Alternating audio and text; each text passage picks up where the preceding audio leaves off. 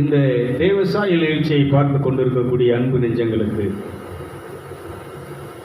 ஆவிக்குரிய பிள்ளைகளுக்கு, இயேசுவின் இரத்தத்தாலே, மாசற்ற விலையேறப்பெற்ற இரத்தத்தாலே கழுவப்பட்ட நீதிமான்களுக்கு இந்த ஊழியனின் பணிவான வணக்கங்கள். போன வாரத்திலே நாம் பார்த்தோம், நம்முடைய ஆவியிலே எப்படி இறைவனோடு உறவாடுவது. இன்னைக்கு நமக்கு ஆவி இருக்கா இல்லையா அப்படிங்கிறத நம்ம என்ன செஞ்சோன்னா அலசி பார்த்தோம். பெரும்பாலும் ஆவியிலே வாழ்கிற மக்கள் இன்னைக்கு ரொம்ப எண்ணிக்கை கம்மி தான். ஏன்னா சரீரத்தை தான் நம்ம இன்றைக்கி என்ன செஞ்சுட்டு இருக்கிறோம்னு சொன்னால் பயன்படுத்தி கொண்டு இருக்கிறோம். இன்னொன்று, எல்லோரும் கோயிலுக்கு போகிறாங்கல்ல, ஜெபம் பண்ணுதாங்கல்ல, இயேசுவை என்ன செய்கிறாங்களா, கும்பிடுதாங்களா அப்படின்னு எல்லாரும் சொல்லலாம். ஆனால் 1 கொரிந்தியர் 12ஆம் அதிகாரத்தில் 3ஆம் வசனத்தில் சொல்லுவார், பரிசுத்த ஆவியின் ஏவுதனால் அன்றி இயேசுவை யாரும் ஆண்டவர்னு என்ன செய்ய முடியாது, சொல்ல முடியாது, அறிக்கை பண்ண முடியாது அப்படிம்பார். இதெல்லாம் ஏன் உங்களுக்கு நான் இந்த விசுவாச அறிக்கையை மறுபடியும் உங்களுக்கு திரும்ப நான் வலியுறுத்திட்டே இருக்கிறேன்னு சொன்னால், ஆவியில் தான் நம்ம கடவுளுடைய ஆவியோடு நம்ம என்ன செய்ய முடியும்னா தொடர்பு கொள்ள முடியும், உறவு கொள்ள முடியும். அதை வாசிக்க பார்ப்போம். ஆதலால் தேவனுடைய ஆவியினாலே பேசுகிற எவனும் இயேசுவை சபிக்கப்பட்டவன் என்று சொல்ல மாட்டான். பரிசுத்த ஆவியினாலே அன்றி இயேசுவை, நல்லா கவனிக்கணும், இயேசுவை கர்த்தர் என்று சொல்லக்கூடாது என்றும் உங்களுக்கு தெரிவிக்கிறேன். இன்னொரு மொழிபெயர்ப்புல வாசிப்போம் பார்ப்போம். ஆர்சி மொழிபெயர்ப்புல நீங்கள் வாசித்தீங்கன்னா அதில் இன்னும் கொஞ்சம் தெளிவாக இருக்கும். வாசிங்க, முன்னாடி எடுத்திருக்கீங்களா? ஆதலால் உங்களுக்கு நான் அறிவிப்பது, கடவுளுடைய ஆவியின் ஏவுதலால் பேசும்போது இயேசுவுக்கு சாபம் என்று யாரும் சொல்வதில்லை. அப்படியே பரிசுத்த ஆவியின் ஏவுதலால் அன்றி இயேசு ஆண்டவர் என்று யாரும் சொல்ல முடியாது. அதெல்லாம் நீ கவனிக்கணும். இந்த ஆவிக்குரிய வாழ்க்கையை இன்னைக்கு நிறைய பேர் நம்ம புரியாமல் என்ன செய்கிறோன்னா, கோயிலுக்கு போகிறோம், சொல்கிறோம்ல, கோயிலுக்கு போகிறோம், ஜெப கூட்டங்களுக்கு போகிறோம், மாமிசத்தில் நம்ம என்ன செய்கிறோம்னு சொன்னால் இயேசுவை ஆண்டவர்னு சொல்லி என்ன செய்கிறாங்கன்னா எல்லோரும் அறிக்கை பண்ணுறாங்க. அதிலெல்லாம் என்ன செய்ய முடியாதுன்னா, பிசாசும் என்ன செய்யுதுன்னா இயேசுவை என்ன செய்யுது, இயேசுவே நீர் தான் என்ன செய்யுது, தேவனுடைய குமாரன், ஏன் எங்களை கெடுக்கவா வந்தீர், நீர் வந்தீர்னு சொன்னால் நாங்கள் இங்கே என்ன செய்ய முடியாது, இருக்க முடியாது அப்படின்னு சொல்லி.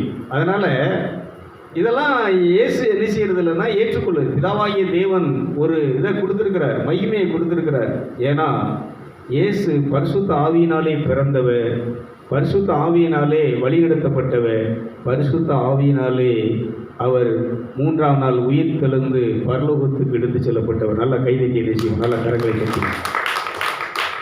அதனால் இன்னைக்கு எல்லாரும் கோயிலுக்கு போகிறாங்க, ஜெபம் பண்ணுறாங்க, கோயிலில் போய் பண்ணுறாங்க அப்படின்னு சொன்னால், நான் தான் சொன்னேன் போன வாரத்தில் சொன்னது என்னென்னா, நம்முடைய ஆவி செத்து கிடக்கும்போது, அக்கிரமத்தினாலும் பாவத்தினாலும் நாம் எப்படி இருந்தோம், மரித்தவர்களாக இருந்தோம்.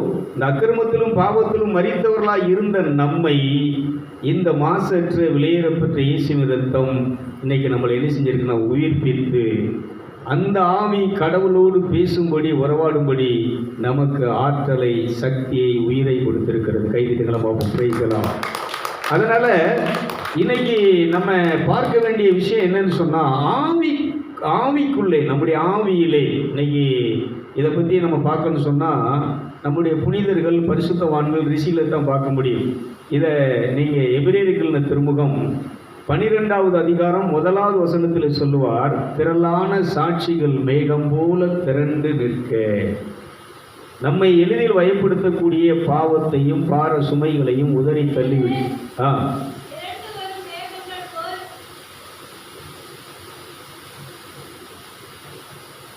எபிரேயர் 12:1. ஆகையால் மேகம் போன்ற, நல்லா கவனிச்சுக்கோங்க, மேகம் போன்ற இத்தனை திரளான சாட்சிகள் நம்மை சூழ்ந்து கொண்டிருக்க பாரமான யாவற்றையும், நம்மை சுற்றி நெருங்கி நிற்கிற பாவத்தையும் தள்ளி உதறி, இன்னொரு மொழிபெயர்ப்பு சொல்லி உதறி தள்ளிவிட்டு, கத்தோலிக்க பைபிள்ல பார்த்தீங்கன்னு சொன்னா உதறி தள்ளிவிட்டு விசுவாசத்தை துவக்குகிறவரும் முடிக்கிறவருமாய் இருக்கிற இயேசுவை நோக்கி நமக்கு நியமித்திருக்கிற ஓட்டத்திலே பொறுமையோடு ஓட. இன்னொரு மொழிபெயர்ப்புல விசுவாசத்தை துவக்கிறோம் அதை முடிக்கிறவருமா இயேசு கிறிஸ்துவையும் நம்முடைய மனக்கண்களை பதிய வைத்து, இதுதான் நீங்க கவனிக்கணும். இப்போ இது இன்னைக்கு ரொம்ப முக்கியமான விஷயங்க. இன்னைக்கு நாம் பேச போகிறது ரிஷிகளை பற்றி, நம்முடைய புனிதர்களை பற்றி. இதுக்கு முன்னால் வாழ்ந்தவர்கள் எப்படி இந்த பரிசுத்த ஆவியிலே நிறைந்து, இந்த பரிசுத்த ஆவியில நிறைந்து அப்படின்னு சொல்லும்போது சும்மா அப்படி கூட்டங்களில் வந்து கோயிலில் வந்து என்ன செய்ய முடியாது சொல்லுங்க, நிரம்ப முடியாது. நானும் நிரம்பினது கிடையாது. இதுக்கு என்ன செய்யணும்னு சொன்னால் தியானம், இன்னொன்று தவம், இன்னொன்று அர்ப்பணிப்பு. மணிக்கணக்காக கடவுளுடைய பாதத்திலே காத்திருந்து உங்கள் பலனை எனக்கு தாரும், உங்கள் ஆற்றலை எனக்கு தாரும், உங்கள் சக்தியை எனக்கு தாரும். Price the Lord. பலனை தந்தீர், பலனை தந்தீர், பலனை தந்தீர் கர்த்தாவே, பலனை தந்தீர், பலனை தந்தீர், பலனை தந்தீர் கர்த்தாவே, பலனை தந்தீர், பலனை தந்தீர், பலனை தந்தீர் கர்த்தாவே, பலனை தந்தீர், பலனை தந்தீர், பலனை தந்தீர் கர்த்தாவே, வல்லமை தந்தீர், வல்லமை தந்தீர், வல்லமை தந்தீர் கர்த்தாவே, வல்லமை தந்தீர், நல்லா கைதடி, வல்லமை தந்தீர், வல்லமை தந்தீர், வல்லமை தந்தீர் கர்த்தாவே, வல்லமை தந்தீர், வல்லமை தந்தீர், வல்லமை தந்தீர் கர்த்தாவே, ஜீவனை தந்தீர். நல்ல கண்களை மூடி உருவமத்திய மேல தூக்கி அப்படியே நிச்சயம் வந்து பாடும்போதே நீங்க நிரப்பப்படணும்.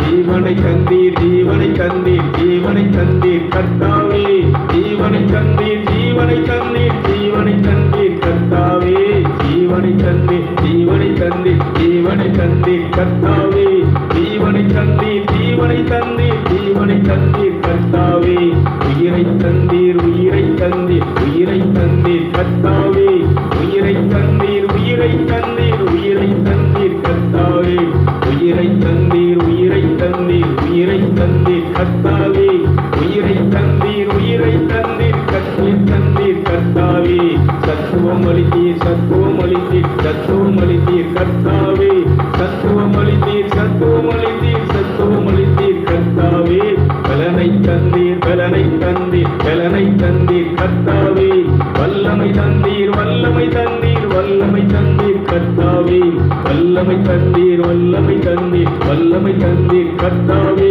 வல்லமை தந்தீர், வல்லமை தந்தீர், வல்லமை தந்தீர் கர்த்தாவே, வல்லமை தந்தீர், வல்லமை தந்தீர், வல்லமை தந்தீர் கர்த்தாவே, வல்லமை தந்தீர், வல்லமை தந்தீர், வல்லமை தந்தீர் கர்த்தாவே, வல்லமை தந்தீர்.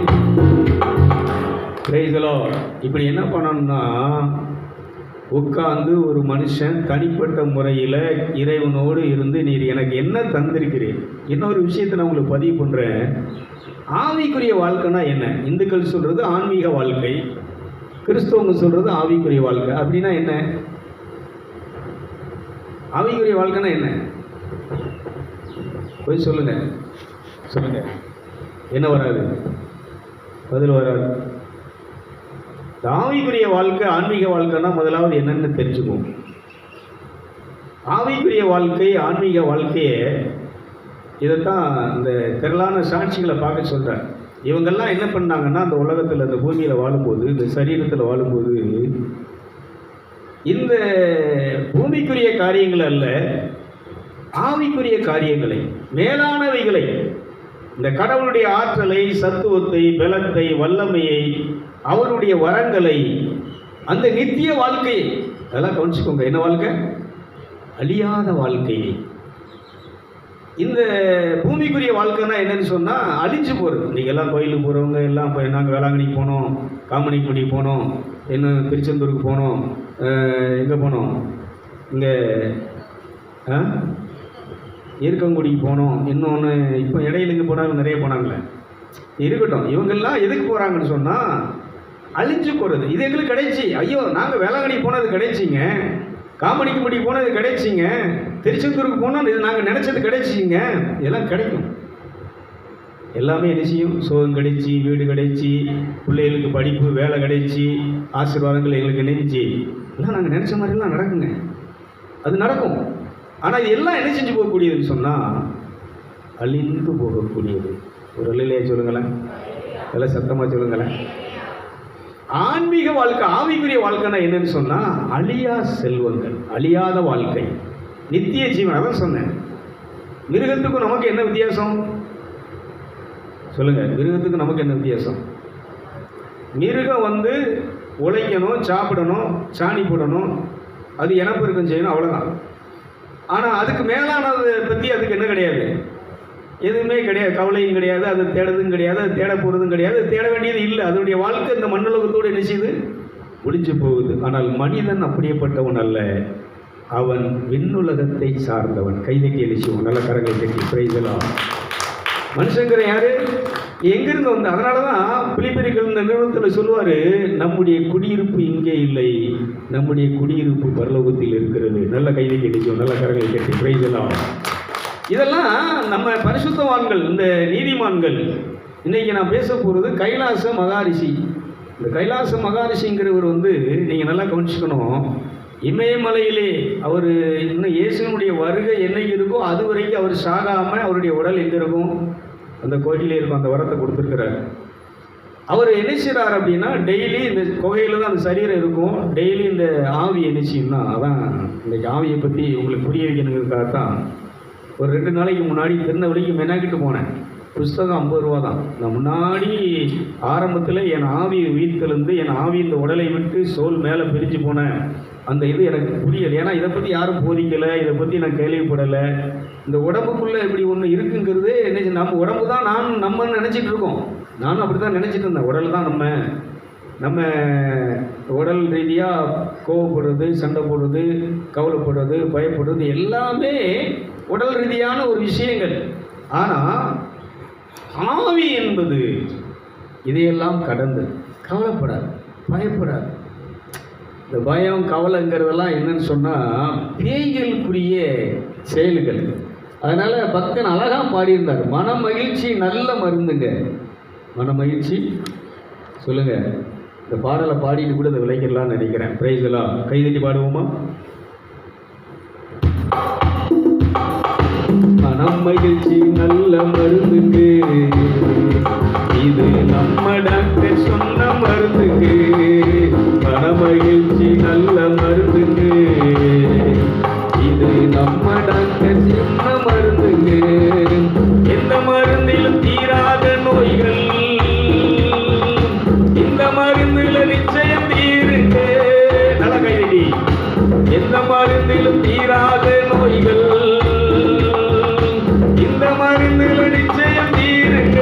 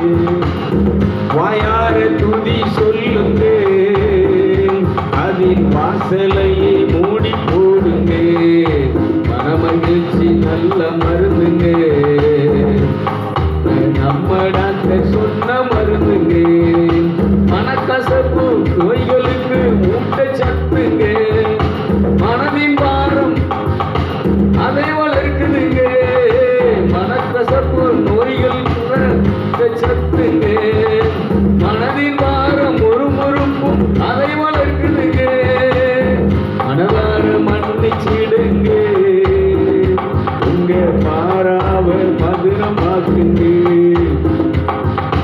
மனம் மகிழ்ச்சி நல்ல மருந்துங்க. இதுதான் ஆவிக்குரியவனுக்கும் இந்த பூமிக்குரியவனுக்குள்ள வித்தியாசம். அப்போ இன்னைக்கு இந்த பூமிக்குரிய வாழ்க்கை வாழ்கிறவங்க இன்னைக்கு என்ன செய்கிறாங்கன்னா, இந்த மனக்கவலை, மன கசப்பு, மன முறிவு, இதெல்லாம் என்னதுன்னு சொன்னால், இந்த நோய்களுக்கு பேய்களுக்கு என்னதுன்னு சொன்னால் அதுக்கு சத்து வலி. அதனால பிசாசுக்கு இடம் கூடாதுங்க. அதுக்கு என்ன செய்யுங்க, ஏற்று நெல்லுங்கன்னு சொல்கிறாரு. இன்னைக்கு எல்லாரும் என்ன கேட்பீங்கன்னா, கவலைப்படாமல் வாழ முடியுமா, கோவப்படாமல் வாழ முடியுமா, பயப்படாமல் வாழ முடியுமா? பிரதர், இது என்ன நியாயமா?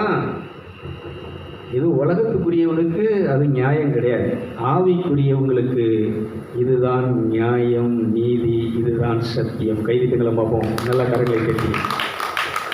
இந்த மனக்கசப்பு, இந்த மனமுறிவு, அதான் அந்த முதல்ல பாடின பார்த்தீங்களா, இந்த மனமுறிவு பேய்கள் வர வழி திறக்கிறது. இது ஏன்னா கடவுளுடைய வார்த்தை என்ன சொல்லுதுன்னா, உன் சத்துருக்களை நீ நினைச்சி சொல்லுங்க. இதெல்லாம் இன்னைக்கு நமக்கு என்ன செய்ய முடியாதுன்னா, உலக ரீதியாக இருக்கிறவங்களுக்கு இது ஏற்றுக்கொள்ளவே முடியாது.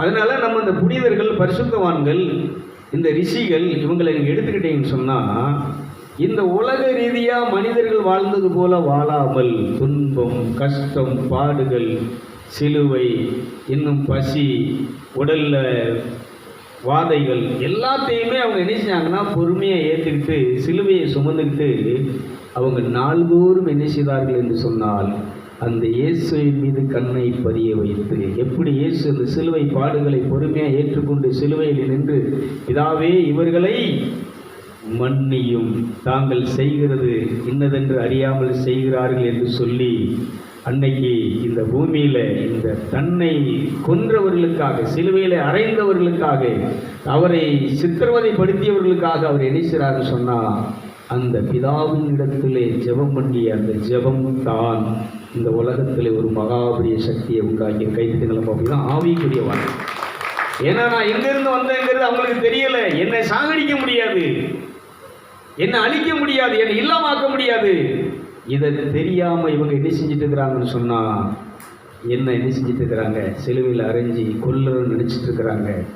ஆனால் நான் என்ன செய்ய போகிறேன், இந்த சரீரத்திலிருந்து என் உயிரை பிரித்து, என் ஆன்மாவை பிரித்து அந்த மேலுலகத்துக்கு நான் வரப்போகிறேன் என்பதையும், இந்த சரீரத்தை உயிர்ப்பித்து இந்த பூமியிலே செத்துப்போன எல்லா மனிதனுடைய ஆவியை உயிர்ப்பிக்க போகிறேன் என்பதையும் இவர்கள் அறியாது தெரியாது இதை செய்து கொண்டிருக்கிறார்கள். கைதிட்டுங்களை பார்ப்போம், நல்லா கரைங்க.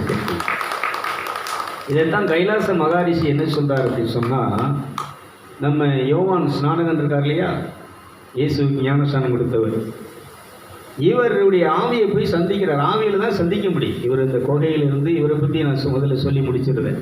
இந்த கைலாச மகாரிஷி என்பவர் ஒரு இஸ்லாமிய மதத்தை சார்ந்தவர்.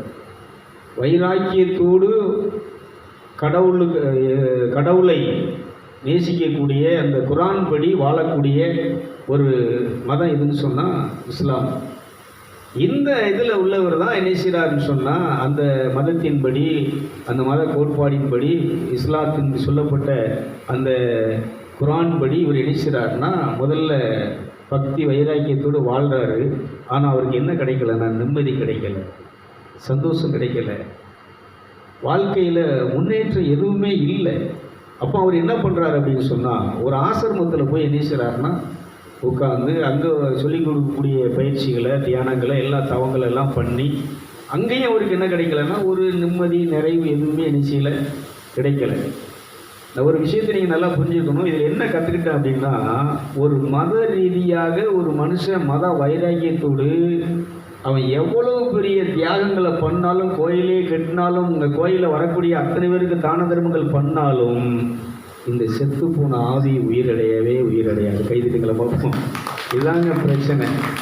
அப்புறம்தான் என்ன பண்ணுறாருன்னா, ஒரு நாள் அவர் நிம்மதி இல்லாமல் வாழணுமா இல்லை சாகணுமா அப்படின்னு சொல்லிட்டு, கடவுளே யெகோவாயே, அப்போ அவர் என்ன செய்கிறாருன்னு சொன்னால், அல்லாஹ்வை நோக்கி என்ன சொல்றாருன்னா, என் உயிரை எடுத்துரு, ஏன் நிம்மதி இல்லாமல் இந்த உலகத்தில் வாழணும் அப்படின்னு சொல்லி அவர் பிரார்த்தனை பண்ணிட்டு தொழுகை பண்ணிட்டு அவர் இருக்கும்போது, அப்பந்தான் இயேசுவை பற்றி யார் சொல்றாருன்னா, நம்ம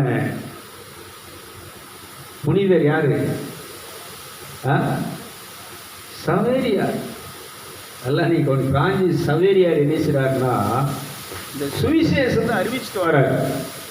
அப்போ இந்த இயேசுனுடைய சுவிசேஷத்தை அறிவித்து நிறைய பேர் உயிரடைகிறதையும் நிறைய பேர் நிம்மதி அடைகிறதையும் ஆசீர்வதிக்கப்படுறதையும் இவர் என்ன செய்றாருன்னா கேள்விப்பட்டு, இதே சவேரியார் புனித சவேரியார் இடத்துல அவர் என்ன செய்றாரு சொன்னால், தன்னுடைய மனதில் உள்ள பிரச்சனை அப்படின்னு சொல்கிறார்.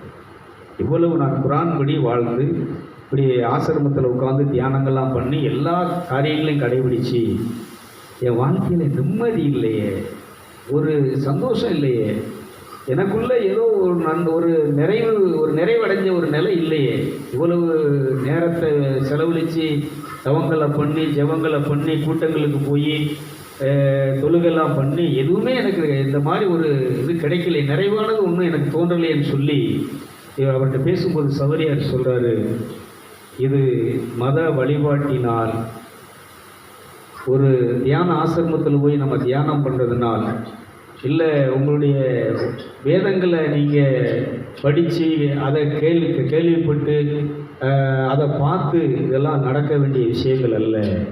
அப்போ தான் என்ன செய்கிறாருன்னா சவேரியார் பிரான்சிஸ் சவேரியார் என்ன சொல்கிறாருன்னா, இயேசு கிறிஸ்து சிலுவையிலே மாண்டு ரத்தம் சிந்தி இந்த உயிரை என்னது எல்லாம் கவனிச்சுக்கணும், நமக்குள்ள இருக்கக்கூடிய உயிரை செத்துப்போன இந்த உயிரை உயிர்ப்பிக்கும் போது ஒரு மனுஷனுக்கு கிடைக்கிற சந்தோஷம் ஆனந்தம் மகிழ்ச்சி வேறு எதுலேயுமே கிடைக்காது.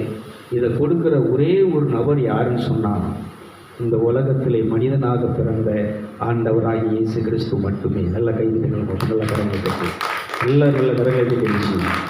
இது ஒரு மிக முக்கியமான ஒரு பகுதிங்க. அதனால் நீ எல்லாரும் அதான் சொல்கிறேன், எல்லாரும் தான் முதலே சொல்லிட்டேன், இயேசுவை ஆண்டவர்னு பரிசுத்தாவியினுடைய நிறைவு இல்லாமல் பரிசுத்தாவியானுடைய தூண்டுதல் இல்லாமல் யார் சொன்னாலும் அதனுடைய சக்தி அதனுடைய ஆற்றல் அதனுடைய விடுதலை நிம்மதி நிறைவு என்ன செய்யாது ஒருத்தருக்கும் வராது.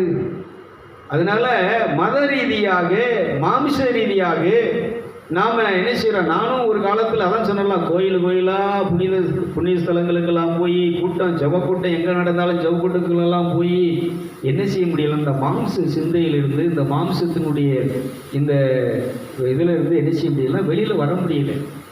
அந்தரங்கத்தினுடைய பாவங்கள் கோபங்கள் வெறுப்புகள் பகைகள் கசப்புகள் கொலைகள் பேராசைகள் பொருளாசைகள் இது பூரா என்ன செஞ்சுருக்குன்னா இருக்கிறது வரைக்கும் இங்கே யார் இருப்பானா பிசாசு தான் இருப்பேன்.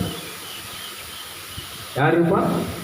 மனமுறிவு பேய்கள் வருகிறதுக்கு என்ன செய்யுது, வழியை திறந்து விடுக்கு. ஏன்னா நம்ம கடவுளுடைய வார்த்தையை அங்கே என்ன செய்யறோன்னா மீறி வாழ்கிறோம். ஒரு மனிதனுக்கு ஆவிக்குரிய வாழ்க்கையில் அவர் சொல்கிறாரு, என் வார்த்தையின்படி நீங்கள் வாழ்ந்தால் உங்களுக்கு நித்திய ஜீவனை நான் உங்களுக்கு அளிக்கிறேன். கைதிகளை பார்ப்போம், நல்ல கிடைக்கு. இதுதாங்க பேசிக். முதல் மனுஷன் செஞ்ச பாவம் என்ன, அவர் வார்த்தையின்படி அவன் என்ன செய்யலைன்னா அந்த கனியை சாப்பிடக்கூடாதுன்னு சாப்பிட்டான். அதான் பிரச்சனை. இன்னைக்கு எல்லா மனுஷனும் என்ன செஞ்சிட்டு இருக்கிறான் தெரியுமா, கடவுளுடைய வார்த்தையின்படி என்ன செய்யலை, இவன் இஷ்டத்துக்கு ஒரு கோயிலை கட்டுதான், இவன் இஷ்டத்துக்கு ஒரு சாமியை வச்சிருக்கிறான், இவன் இஷ்டத்துக்கு ஒரு கூட்டத்தை நடத்துறான், இவன் இஷ்டத்துக்கு ஒரு கன்வென்ஷன் நடத்துகிறான், இவன் இஷ்டத்துக்கு ஒரு திருவிழா நடத்துகிறான், அந்துனியார் திருவிழாங்கிறான், மாதா திருவிழாங்கிறான், சவேரியார் திருவிழாங்கிறான். இவன் இஷ்டத்துக்கு என்ன செஞ்சிருக்கிறான், கோயில் கூட என்ன காளியம்மா கோயில் கொடங்கிறான், இசைக்கியம்மா கோயில் கொடங்கிறான். இவன் பாட்டில் என்ன செஞ்சிட்டு இருக்கிறான்னு சொன்னால், பணத்தை செலவழித்து இவன் உடல் உழைப்பெல்லாம் கொடுத்து கஷ்டப்பட்டு இவன் வேலை பார்த்து சம்பாதிச்சதெல்லாம் இதுக்கு செலவழித்து எல்லாம் பண்ணிட்டு எனக்கு நிம்மதி இல்லையே, ஏன்னா கஷ்டத்தில் இருக்கிறேனே கடனில் இருக்கிறேனே அப்படின்னு சொன்னால், நீ கடனில் இல்லாமல் கஷ்டத்தில் இல்லாமல் எப்படி இருப்ப? ஆண்டவர் என்ன சொல்றாரு, என் வார்த்தையின்படி வாக்கின்படி நீங்கள் நடந்தால் உங்களுக்கு நித்திய ஜீவனை நிலையான சந்தோஷத்தை சமாதானத்தை நான் உங்களுக்கு தருவேன். கைதிகள் பார்ப்போம், நல்ல கரைகள். அப்போ அந்த இயேசு கிறிஸ்துவை இன்னைக்கு நம்ம என்ன செய்யணும் அப்படின்னு சொன்னால், அறியணும், அதை பற்றி தெரிஞ்சுக்கணும் அப்படின்னு சொன்னால், இதைத்தான் அவர் என்ன செய்கிறாருன்னா இந்த பிரான்சிஸ் சவேரியார் இந்த இயேசுவை பற்றி, இந்த இயேசுனுடைய இந்த மாசற்ற இரத்தம், வெளியேறப்பெற்ற இரத்தம் எப்படி நம்மளை இந்த மரணத்திலிருந்து உயிர்ப்பிக்கிறது, ரட்சிக்கிறது. அதனால இந்த இயேசு யார் என்பதையும் எதற்காக வந்தார் என்பதையும் அவருக்கு என்ன செய்றாருன்னா விலைக்கு தெளிவாக காட்டின உடனே அப்போதான் பிரான்சிஸ் இவர் கைலாச மகாரிஷி சொல்லுகிறாரு, அன்னைக்குத்தான் இயேசுவை நான் என்ன செய்கிறேன், முழங்கால் படியிட்டு நீர் வர வேண்டும். அவர் கூட்டத்திலலாம் அதை பெறல, தனியாக உடனே போய் என்ன செய்கிறாருன்னா உட்காந்து மணிக்கணக்காக நீங்கள் வராமல், நீங்கள் என்னை ரட்சிக்காமல், இந்த உயிரை செத்த உயிரை நீங்கள் மீண்டும் உயிர்ப்பிக்காமல் நான் என்ன செய்ய மாட்டேன், வெளியே போக மாட்டேன், சாப்பிட மாட்டேன், தண்ணி குடிக்க மாட்டேன் அப்படின்னு சொல்லி, செத்தாலும் பரவாயில்ல நீங்கள் எனக்கு என்ன செய்யணும் வேணும் அப்படின்னு சொல்லி உட்கார்ந்து அவர் இயேசுவை விரும்பி ஆசையோடு அவர் வரவழைக்கும் போது, கூப்பிடும்போது இந்த இயேசுவாகிய தெய்வம் அவருக்கு தோன்றி அவரை மீட்டு ரட்சித்து அவரை புனிதப்படுத்தினார். கைதுக்கு நம்ம பாடல் சொல்கிறார். இதை சாது சுந்தர் சிங்கின் இடத்துல இந்த கைலாச மகாரிஷி என்ன செய்கிறார்னா அதை பகிர்ந்து கொள்கிறார். அதை பகிர்ந்து கொண்டுட்டு அடுத்து ஒரு விஷயத்தை சொல்கிறார் பாருங்க.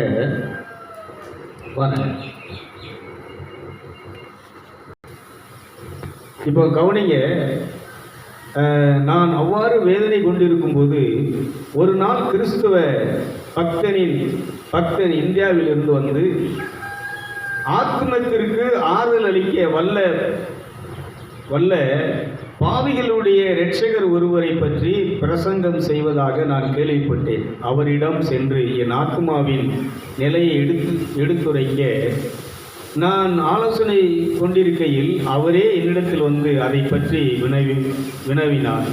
நான் என்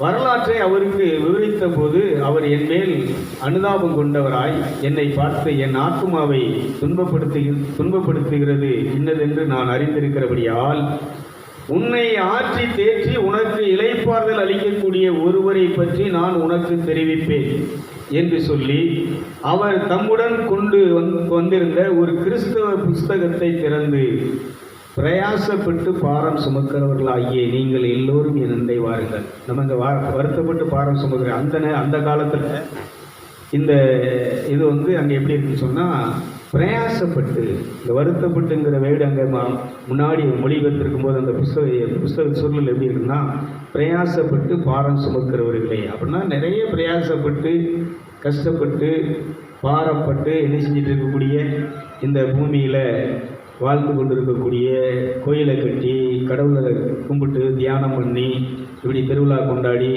கோயில் கட்டி சாமியை இது பண்ணி கொண்டு எல்லாம் பண்ணுற நீங்கள் எல்லோரும் என்கிட்ட வாங்க, உங்கள் பிரச்சனையெல்லாம் என்கிட்ட கொடுத்துருங்க, எல்லாத்தையும் நான் எடுத்துக்கிட்டு நான் என்ன செய்வேன்னு சொன்னால் என் இளைப்பாறுதலை, சந்தோஷத்தை, மீட்பை, ஜீவனை நான் உங்களுக்கு தருவேன். கைதுக்கலாமா? நீங்கள் எல்லோரும் நேடுவார்கள், நான் உங்களை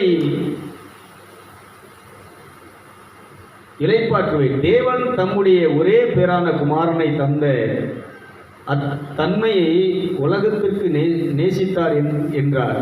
இவை போன்ற சில வாக்கியங்களை வாசித்து அவைகளின் அர்த்தத்தை எனக்கு விவரித்தார். அந்த ஆறுதலான வார்த்தைகளை கேட்டதும் என் ஆத்துமாத்துக்குள் ஒரு புதிய சந்தோஷம் புகுவது போல் தோன்றியது. துன்பத்திலிருந்து சீக்கிரம் ஈடேற்றம் பெறும்படி நான் தினந்தோறும், இங்கதான் கரெக்டான இதை சொல்றார், தினந்தோறும் அப்பக்தனிடம் சென்று அவர் பாதத்தண்டை உட்கார்ந்து பரம சந்தோஷத்தின் ரகசியத்தை கற்றுக்கொண்டேன். இயேசு பெருமானுடைய ஆச்சரியமான இரட்சணிய வல்லமையை அறிந்து கொள்ள எனக்கு வெகு காலம் பிடிக்கவில்லை. உடனே நான் என் குருவினிடத்தில் ஞானஸ்நானம் பெற்று கிறிஸ்தவனானதும் கிறிஸ்துவை பற்றி பிரசங்கிக்க வேண்டும் என்று பேராவல் எனக்குள் உண்டாயிற்று. அவ்வாசை என் இருதயத்தில் பற்றி எரியவே சுவிசேஷத்தை பிரசங்கிக்க நான் என் குருவுடனே தேசமெங்கும் சுற்றித் திரிந்து கிறிஸ்தவ மார்க்கத்தின் அர்த்தங்களையும் பிறருக்கு போதிப்பதற்கும் பிரசங்கம் செய்வதற்குமான முறையை கற்றுக்கொண்டேன். என் குருவினுடைய பெயர் ஜெர்னஸ். அவர் ஜெபத்தில் பிரசித்தி பெற்ற பிரான்சிஸ் சவேரியார். கைதிட்டுங்களேன், நம்ம சவேரியார். இந்த உலகத்தில் கடலோர பகுதிகளில் தமிழ்நாடு இந்தியாவில் மிகப்பெரிய இடங்கள், பெரும்பாலான இடங்களில் இயேசுவை இந்த உலகத்துக்கு அறிவித்து மக்களை மனம் திரும்பி கடவுளுடைய ராஜ்யத்தில் சேர்த்த ஒரு தேவ மனுஷன் யாருன்னு சொன்னால் இந்த பிரான்சிஸ் சவேரியார். ஒரு அள்ளிலே சொல்லுவாங்க, அதில் சத்தமாக நம்மளாம் போயிருந்தோம்ல, அந்த குகைக்கு போயிருந்தோம்ல, மனப்பாடு. அந்த குகையில் போய் உட்கார்ந்த உடனே எப்படி இருந்துச்சு, தேவ பிரசனம், அந்த மகிமை. செத்து எத்தனையோ வருஷங்கள் ஆயிடுச்சு. ஆனால் இன்றைக்கும் அந்த குகையில் என்ன இருக்குன்னு சொன்னால், அந்த பரிசுத்தவான் இருந்த இடம் அப்படியே அந்த பிரசனம் இன்றைக்கும் அந்த இடத்துல அந்த கடல் தண்ணி அந்த விளிம்பு வரைக்கும் வருது. ஆனால் ஒரு சின்ன ஒரு ஒரு உள்ளங்கை அளவுலலாம் இருக்குது, ஒரு குழி மாதிரி. அதில் இன்னும் நல்ல தண்ணி செஞ்சுட்டு இருக்கு, வந்துக்கிட்டே இருக்கு. ஏன்னா அந்த சவேரியாருடைய அந்த உபதேசத்தை கேட்டு அவர் என்ன செய்கிறாருன்னு சொன்னால், டெய்லி அதான் சொல்கிறார், நாள்தோறும் தினந்தோறும் நான் அந்த இயேசுவோடு என்ன செய்தேன் சொல்லுங்கள், என்னுடைய நேரத்தை செலவிட ஆரம்பித்தேன், தினந்தோறும் அவரோடு உறவாட ஆரம்பித்தேன். அவர் என் செத்துப்போன ஆவியை உயிர்ப்பித்து ஆவியிலே நான் தினந்தோறும் அவரோடு பேசும்படி, உறவாடும்படி, சந்தோஷமாக இருக்கும்படி. உங்களுக்கு பிடிச்சமானவங்களோட டெய்லி நீங்கள் பார்த்து பேசினீங்கன்னா எப்படி இருக்கும், எப்படி இருப்பீங்க? நீங்கள் ரொம்ப நேசிக்கிறவங்க, ரொம்ப பாசம் வச்சுருக்கிறவங்க, ரொம்ப அவங்கள்ட்ட நீங்கள் தொடர்பு வச்சுருக்கிறீங்க அப்படின்னு சொல்லும்போது எவ்வளோ சந்தோஷமாக இருக்கும். ரொம்ப பழகினவங்க, பிடிச்சவங்க வரும்போது அப்போவே என்ன வரும், ஆவி. யோசேப்பு உயிரோடு இருக்கிறான்னு சொன்ன உடனே செத்து போயிருந்து, செத்தவனை போல் இருந்த யாக்கோவுக்கு என்ன வந்துச்சு, ஆவி உயிர்த்தல். இது மாதிரி இந்த ஜெப அனுபவம் நல்லா நீங்கள் கவனிக்கணும். இதைத்தான் நான் வலியுறுத்த விரும்புகிறேன். என்னன்னா, நம்ம பரிசுத்தவான்கள், ரிஷிகள், மற்ற எல்லாருமே வாழ்க்கையே கடவுளுக்கு தன்னை அர்ப்பணித்து பலி செலுத்தி வரக்கூடிய பாடுகளை பலியாக ஏற்றுக்கொண்டு சந்தோஷமாக கடவுளுக்கு என்ன செய்தார்கள் என்று சொன்னால் நன்றி சொல்ல ஆரம்பித்தார்கள். கைத்துக்கிற பகுதிதான் பலி. இதுதான் என்னது, பலி.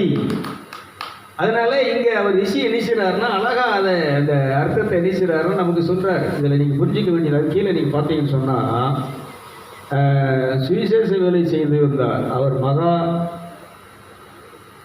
இது இருக்கட்டும். அடுத்து நீங்கள் பார்த்தீங்கன்னு சொன்னால் இதில் சொல்கிறார் பாருங்க, இவ்விதமாக நான் இவ்விடத்தில் ஜெபத்திலும் தியானத்திலும் சில வருஷங்களாக கழித்த பின் இந்த அழிவுள்ள சரீரத்திலிருந்து விடுதலை பெற்று, என்னது, இந்த அழிவுள்ள சரீரத்திலிருந்து விடுதலை பெற்று பரம வீட்டை அடைய வாஞ்சித்தேன். ஆகையால் நான் அதற்காக கடவுளை நோக்கி ஜெபம் செய்து தொடங்கினேன். சில சமயங்களில் அநேக மணி நேரமாக முழங்காலிலிருந்து விண்ணப்பம் செய்வேன். எதுக்காக?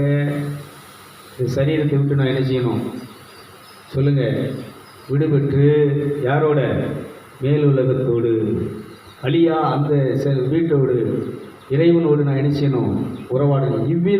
இவ்வாறு நான் ஒரு நாள் சர்வ வல்லவரை நோக்கி ஜெபித்து கொண்டிருந்த போது திடீரென எனது குகையில் ஒருவித சத்தம் உண்டாவதை நான் கேட்டேன். அது அநேக பறவைகளை சிறகடிக்க கொண்டு அங்குமிங்கும் பறக்கும் சத்தத்தை போலிருந்தது. சத்தம் எதினால் உண்டானதென்று அறியும் பொருட்டு நான் என் குகையை சுற்றி பார்த்தும் ஒன்றும் காணாததினால் பெருமூச்சு ஆச்சரியத்தின் இரகசியத்தை எனக்கு வெளிப்படுத்தும்படி கடவுளை நோக்கி ஜெபித்தேன்.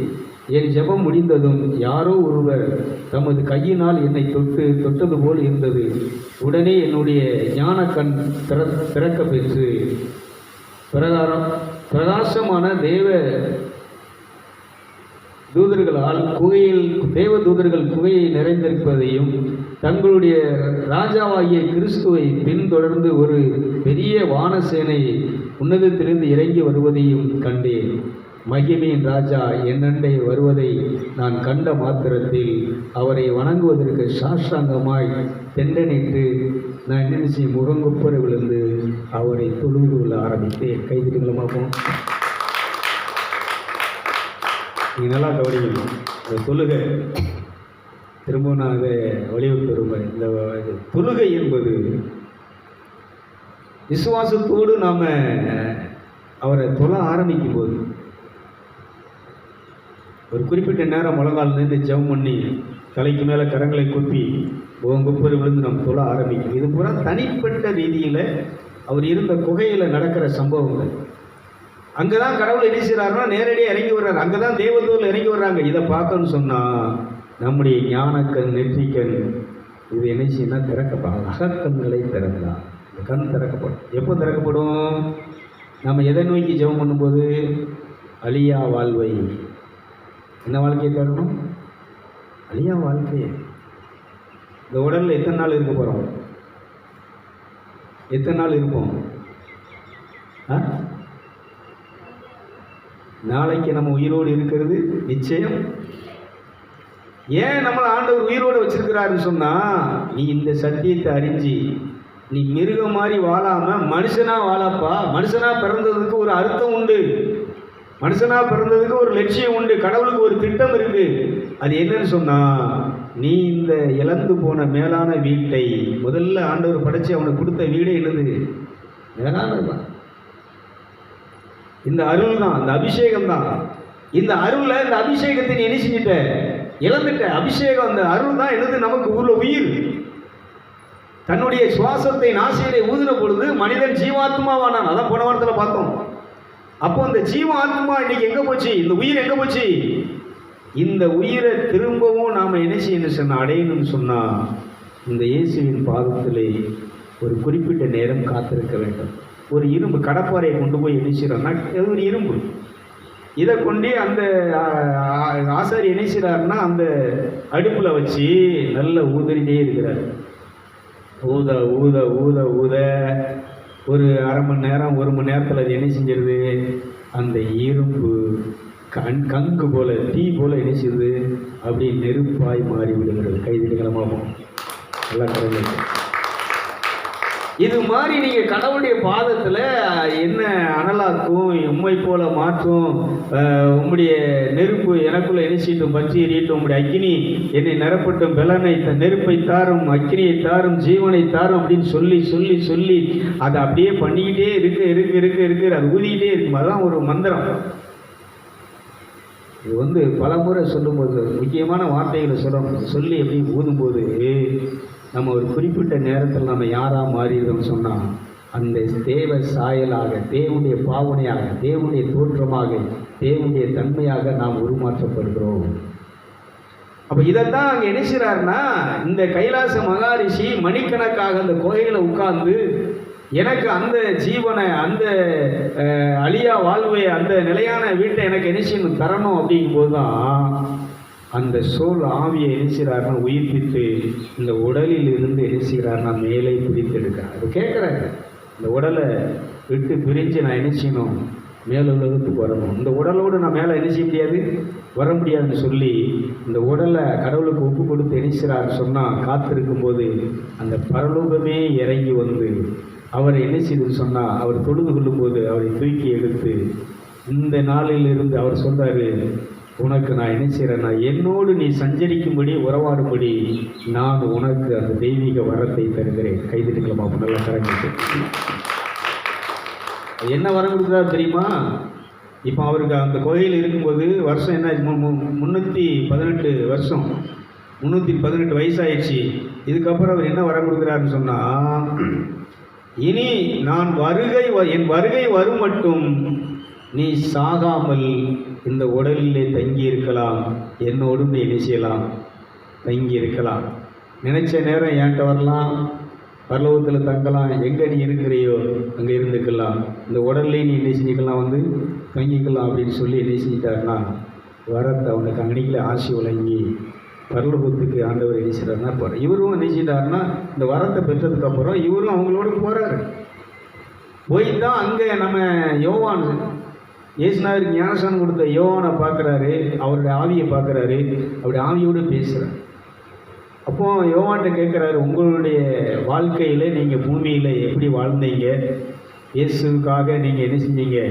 இரத்த சாட்சியாக மறிச்சிங்களே, உங்களுடைய அனுபவத்தை சொல்லுங்கும் போது யோவான் சொல்கிறார், நான் ஞானஸ்நானம் கொடுத்து அந்த இயேசுவோடு நான் என்ன செய்கிறேன்னா கடைசியில் என்னுடைய வேலையை முடிச்சுட்டு நான் அவர்கிட்ட போய் கேட்க போகிறேன். எது கேட்க போகிறேன்னா, என்னுடைய வேலை இதோடு முடிஞ்சு போயிட்டா, இனி ஏதாவது எனக்கு வேலை இருந்தால் கொடுங்க, நான் அதை செய்கிறேன்னு சொல்லி அவர்கிட்ட கேட்கறதுக்காக நான் என்ன செய்கிறேன்னா, போய் ஒரு மரத்தடியில் நான் ஓரமாக நிற்கும்போது இந்த இயேசுவின் இடத்திலே பரலோகத்தினுடைய தூதர்கள் எலியா, மோசே, இன்னும் நிறைய பரிசுத்தவான்கள் வந்து என்ன செய்கிறாங்கன்னா, அதில் ஆதாமும் வர்றாராம்.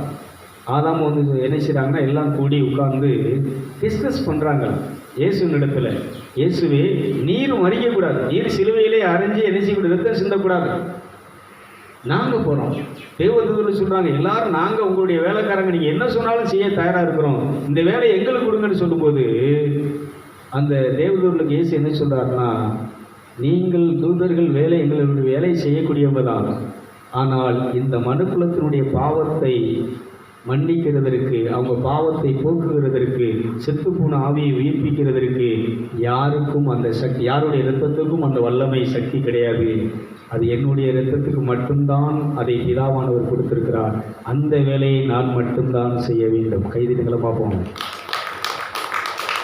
இதை மோசே கேட்குறாரு, எலியா கேட்குறாரு. சுருக்கமாக சொல்லி முடிச்சுனேன். எலியா கேட்குறாரு, இதே நம்முடைய ஆதாமும் சொல்கிறார், இந்த பாவத்துக்கு நான் தானே காரணம், நான் தானே பாவம் செய்து தப்பு பண்ணவன், நான் மறிக்கிறேன், நீங்கள் மறிக்கக்கூடாதுன்னு சொல்லும்போது சொல்கிறாரு, உனக்காக நீ மறிக்கலாமே தவிர இந்த உலகத்தில் உள்ள எல்லா மனுஷனுக்காகவும் நீ என்ன செய்ய முடியாது, மறிக்க முடியாது. ஆகவே எல்லா மனிதனுடைய பாவத்தை ரட்சிக்கிறதற்காக, அவனுக்கு நித்திய ஜீவனை கொடுப்பதற்காக, மீண்டும் அந்த தேவசாயலை கொடுப்பதற்காக, இரத்தம் சிந்துவதற்காக அந்த வேலைக்கு அனுப்பப்பட்டது நான் மட்டும்தான். என்னால் மட்டும்தான் இதை செய்ய முடியும். ஆகவே எனக்கு கொடுக்கப்பட்ட வேலையை நான் முடிக்க வேண்டும். இந்த வேலையை நான் செய்து முடிப்பதற்கு எனக்கு என்ன செய்யுங்கள், தயவு செய்து எனக்கு வழிவிடுங்கள் என்று சொல்லும்போது எல்லோரும் பிரிந்து போகிறார்கள். எவ்வளவு பெரிய விஷயம். ஆனால் அந்த ஆவி தாங்க, ஆவிகளோடு என்ன செய்ய முடியும்னா பகிர்ந்து கொள்ள முடியும். இன்னொன்று யோவான் என்ன சொல்கிறாருன்னா, அப்படின்னா நாங்களே என்ன செஞ்சுருக்கலாம், அங்கே வந்து இந்த பூமியில் அறிவிச்சு என்ன செஞ்சிடலாம், கடவுளுடைய ராஜ்யத்தை கட்டிட்டு போயிடலாமே.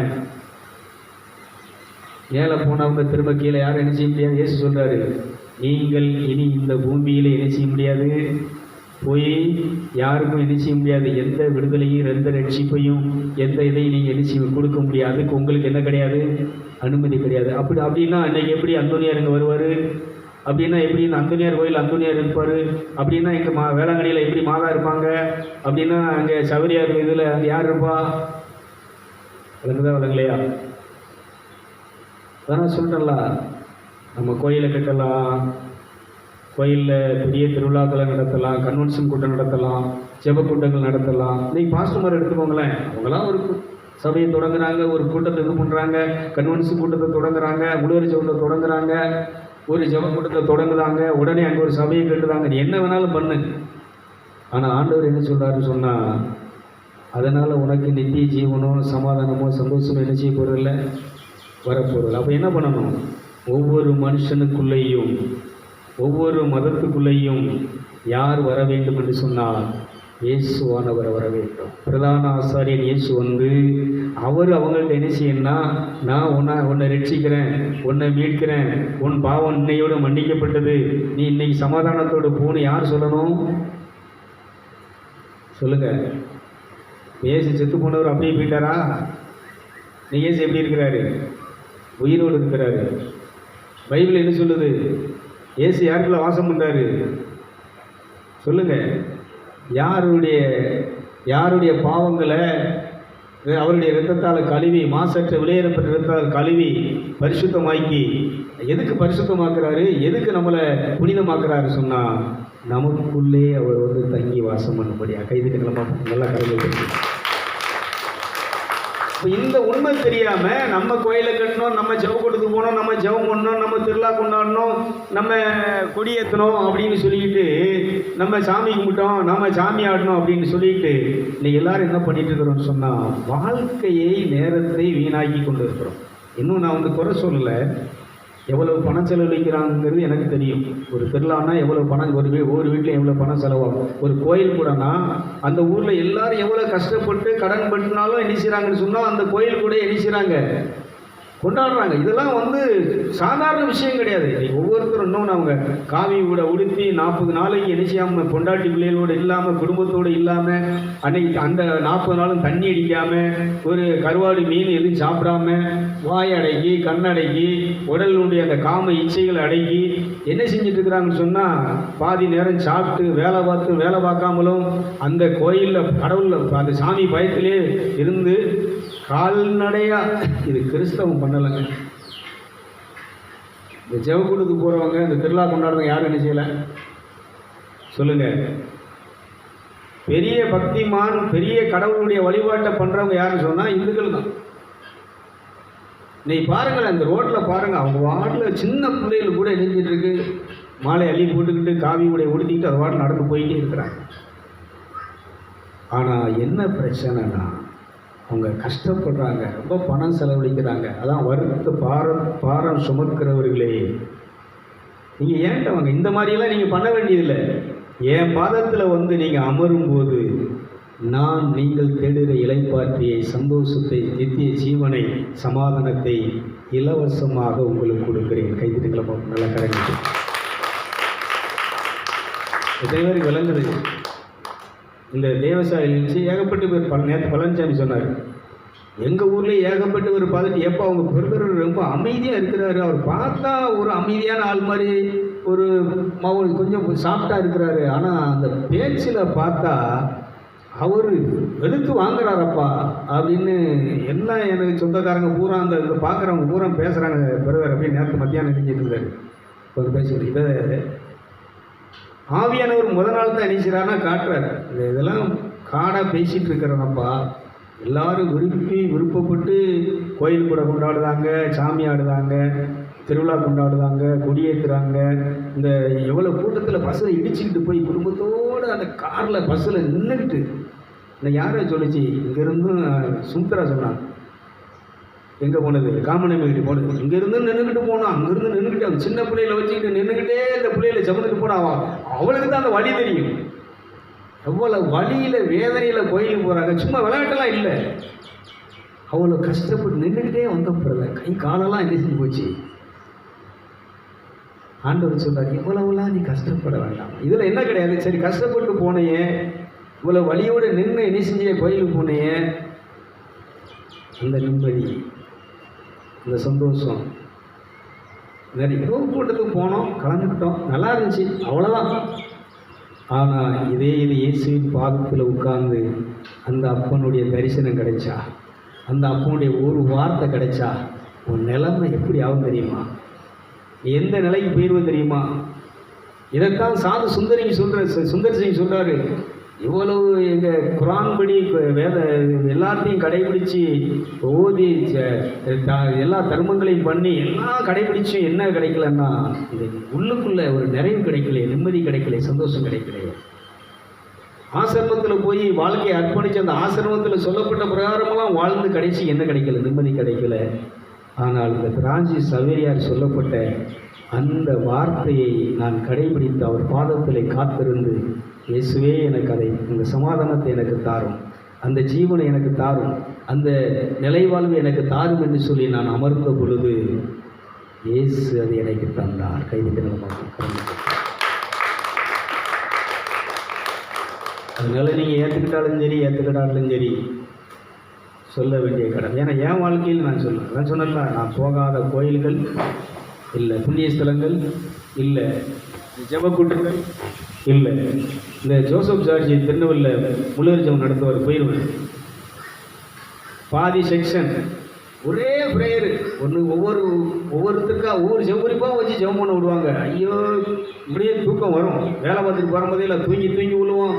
தூங்காதங்க ஒரு பாட்டை பாடி தட்டி எழுப்பி என்ன செய்வாங்க, செவக்குறிப்புகளை வச்சு என்ன செய்வாங்க, மேக்சிமம் ஒரு 2-3 மணி நேரம் என்ன செய்வாங்கன்னா செவக்குறிப்புகளை வச்சே என்ன செய்வாங்கன்னா உரக்காட்டி நம்மளை சித்திரவதை பண்ணி என்ன செய்வாங்க, உறங்கவும் விட மாட்டாங்க, எலும்புங்கம்பாங்க, விட்டு போடும்பாங்க, ஜெபம் பண்ணும்பாங்க, எல்லாம் பண்ணி இதே மாதிரி எல்லா முழு ஜெபங்களுக்கும் போய் தவிச்சு தன்னால் மனசு இதான் என்ன ஒரு இடத்துலையும் நிம்மதி இல்லையே. கோபத்தை விட முடியல, பயத்தை விட முடியல, கவலையே விட முடியல, பண கஷ்டம் ஒரு பக்கம், யார் சொல்லியும் கேட்க முடியல, நம்ம நினைக்கிறது மாதிரி ஒன்றும் நடக்க மாட்டேங்குது, நம்ம ஜெபம் பண்ணது மாதிரி ஒன்றும் நடக்க மாட்டேங்குது. இப்படியெல்லாம் போராடி போராடி போராடி கஷ்டப்பட்டு கடைசியில் வேண்டாம் கடவுளே வேண்டாம்பா, இதெல்லாம் பார்த்து இதெல்லாம் பண்ணி என்ன கிடைச்சிச்சு அப்படின்னு சொல்லி வெறுத்திருக்கிற நேரத்திலே தான் அந்த இயேசுடைய வார்த்தை எனக்கு கிடைக்க ஆரம்பித்தது. கைது நிலமாகும்.